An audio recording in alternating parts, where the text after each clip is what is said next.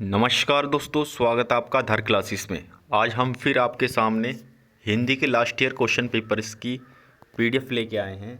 आज इसमें हम कवर करेंगे लास्ट ईयर में आए हुए हिंदी के सम इम्पोर्टेंट क्वेश्चंस जो आपके लिए बहुत ज़्यादा इम्पोर्टेंट होने वाले हैं। जैसे कि आपको पता है, नेक्स्ट वैकेंसी जो है उत्तर प्रदेश लेखपाल की और यूपी पुलिस सब इंस्पेक्टर की भर्ती आने वाली है, तो ये इम्पोर्टेंट होने वाले हैं सारे के सारे क्वेश्चन आप लोगों के लिए। तो सबसे पहला क्वेश्चन आपके लिए है, प्रतिदिन कौन सा समास है? तो इसका आंसर हो जाएगा आपका अव्ययी भाव। अव्ययी भाव का फॉर्मूला क्या है? जब भी कोई शुरू में अव्यय आए, क्या आए? अव्यय, और बाद में आपका पूरा एक शब्द कंप्लीट हो जाए, पूरा एक शब्द आए, तो वो आपका अव्ययी भाव समास कहलाया जाता है। जैसे प्रतिदिन, इसने कहा है प्रतिदिन को अगर हम तोड़ते हैं तो प्रति प्लस का दिन, दिन पूरा एक शब्द है। प्रति जो है एक आपका अव्यय है, तो इसका आंसर हो जाएगा सी। आप हमें आंसर जो है इस कमेंट बॉक्स में भी दे सकते हैं। अगला क्वेश्चन है आपका, देशभक्ति में कौन सा समास है? तो देशभक्ति को अगर हम तोड़ते हैं तो ये होगा आपका देश के लिए भक्ति, देशभक्ति। ठीक है, तो ये क्या हो गया आपका? जैसा के लिए, ठीक, देश के लिए भक्ति के लिए। अब कर्ता ने कर्म को करण से, ठीक है, संप्रदान के लिए, तो ये हो जाएगा आपका संप्रदान कारक। कौन सा? संप्रदान कारक। लेकिन इसने पूछा है समास, तो ये संप्रदान कारक जो है समास में आता है आपका तत्पुरुष में। ठीक है, तो तत्पुरुष समास में आते हैं ये 6 कारक। एक तो शुरू का कारक छोड़ के और सबसे लास्ट का कारक छोड़ के, एक सबसे शुरू का होता है कर्ता कारक को छोड़ के, और सबसे लास्ट में जो आपका विषमयादि कारक होता है उसको छोड़ के जो नीचे के बचे 6 के 6 बीच के, ये आपके तत्पुरुष समास के ही आपके टाइप होते हैं। नेक्स्ट क्वेश्चन आपके सामने है, नीलकंठ कौन सा समास है? तो देखो, नीलकंठ, तो नीला है जिसका कंठ, नीलकंठ। अब देखो नीलकंठ, अगर हम नीलकंठ को तोड़ते हैं तो नीला है जिसका कंठ। देखो इसमें जो है आपका शुरू वाला जो है वो विशेषण आ रहा है, ठीक, और बाद वाला जो है विशेष्य है। तो ऐसा जिसमें शुरू में विशेषण आए और बाद में विशेष्य आए, तो वो जो है वो आपका कौन सा जाता है? वो होता है आपका कर्मधारय समास। लेकिन ये जो है नीलकंठ जो है आपका पर्यायवाची भी है। क्या? पर्यायवाची शब्द। तो ये पर्यायवाची शब्द किसका है? नीला है जिसका कंठ, तो किसका है भाई? शिव शंकर का है। किसका?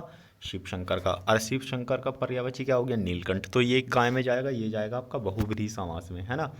इसका कर्मधारय भी हो रहा है, बहुव्रीहि समास भी हो रहा है। अब एक बात मैंने आपको बता रखी है, जब भी एग्ज़ाम में दोनों आंसर आए, ठीक, तो आपको जो आंसर लगाना है, जो प्राथमिकता देनी है, वो बहुव्रीहि समास को देना है, याद रखना है।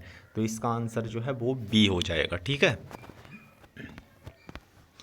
अगला क्वेश्चन, पाप पुण्य कौन सा समास है? तो बहुत हल्का है। देखो, पाप पुण्य, जब भी आपका बीच में योजक चिन्ह आए, जब भी आपका बीच में योजक चिन्ह आए इस तरीके से, तो याद रखना वह आपका समास जो है वह द्वंद्व समास हो जाएगा। कौन सा? द्वंद्व समास। या ये जो है पाप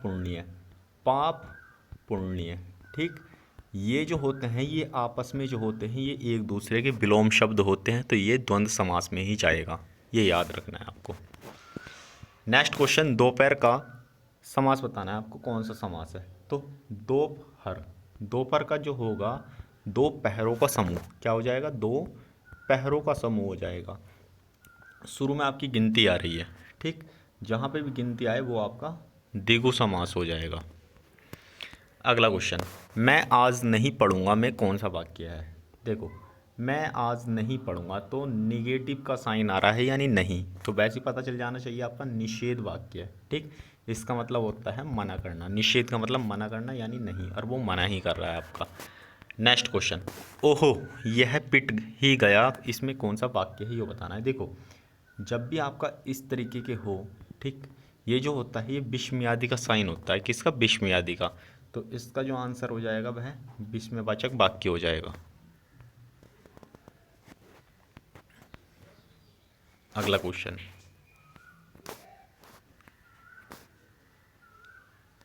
यदि तुम चलो तो मैं भी चलूं, कौन सा वाक्य है?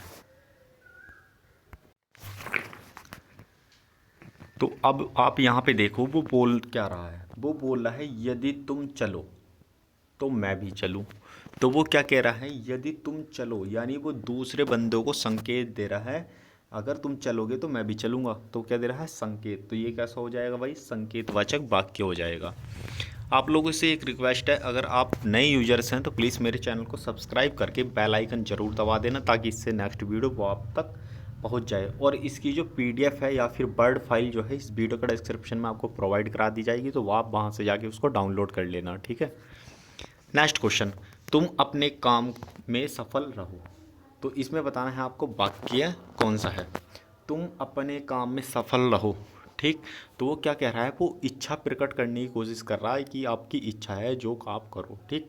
तो वो कौन सा हो जाएगा वाक्य, इच्छावाचक वाक्य हो जाएगा। नेक्स्ट क्वेश्चन, रस भरा कौन सा समास है, तत्पुरुष समास बताना है आपको। तो ये कौन सा हो जाएगा, ये हो जाएगा करण तत्पुरुष समास। रस भरा, यानी रस भरे का मतलब क्या हो जाएगा, रस से भरा, ठीक है, रस से भरा। तो से जो होता है वो करण के लिए यूज होता है, किसके लिए, करण के लिए यूज होता है। अगला क्वेश्चन, स्वर्ग प्राप्त में कौन सा तत्पुरुष समास है, स्वर्ग प्राप्त।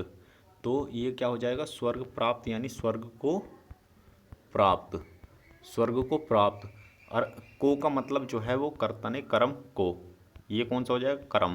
तो ये कर्म तत्पुरुष समास हो जाएगा, कौन सा, कर्म तत्पुरुष समास। नेक्स्ट क्वेश्चन, यथासंभव में आपको बताना है समास कौन सा है। यथासंभव को अगर हम तोड़ते हैं तो यथा प्लस का संभव होता है, यथा प्लस संभव।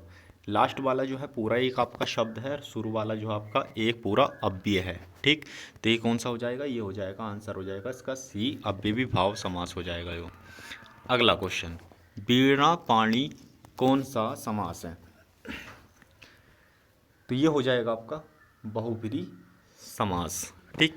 क्यों, क्योंकि जो वीणा है, वीणा पाणी, ठीक, ये जो है ये आपका पर्यायवाची शब्द है। ये क्या है, ये आपका पर्यायवाची शब्द है, और जितने भी पर्यायवाची शब्द हैं वो बहुब्रीहि समास में जाते हैं। नेक्स्ट क्वेश्चन, दो अन्नी कौन सा समास है, दो अन्नी। दो अन्नी का मतलब दो अन्नियों का समूह, किसका, दो अन्नी, यानी पहले नहीं चलती थी चवन्नी अन्नी, इस तरीके से दो गिनती आ गई, तो यहाँ पे गिनती आ जाए शुरू में तो वो द्विगु समास कहलाया जाता है। अगला क्वेश्चन, पदबंध कितने प्रकार के होते हैं। तो पदबंध जो हैं वो आपके 3 प्रकार के होते हैं। नेक्स्ट क्वेश्चन, निम्नलिखित में अशुद्ध शब्द बताना है, कौन सा, अशुद्ध, ठीक। तो इसका मतलब एक इसमें अशुद्ध शब्द होगा और 3 आपके जो होंगे वे आपके शुद्ध शब्द होंगे, ठीक है। अगर आपको अशुद्ध शब्द नहीं मिलता तो 3 आप जो हैं वो शुद्ध शुद्ध शब्द ढूंढ लेना, और जो लास्ट का बचेगा वो आपका अशुद्धि शब्द होगा, ठीक। जैसे हमें पता है ये नीरस जो है बिल्कुल सही लिखा हुआ है, ठीक।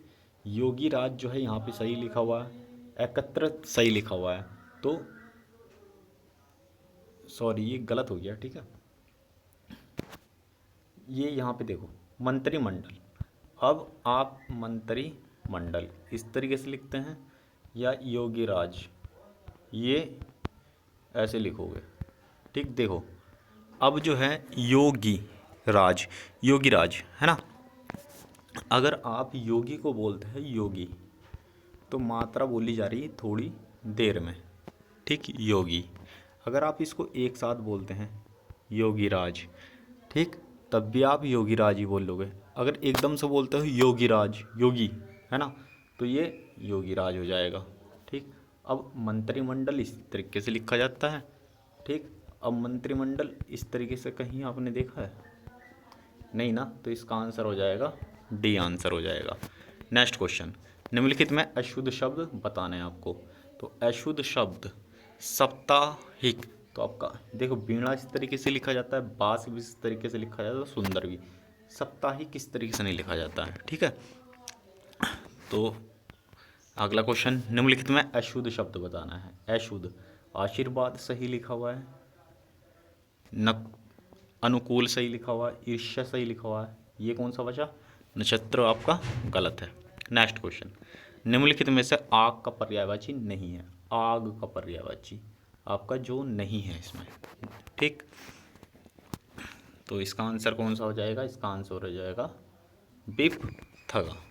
तो इसका मतलब आग के पर्यायवाची नहीं है, यानी 3 पर्यायवाची हैं, ठीक। तो आपको देखो, वायु सखा, ठीक है, जो वायु की सखी है, हुताशन, ठीक, विभावशु, ये सारे के सारे पर्यायवाची हैं आगे के।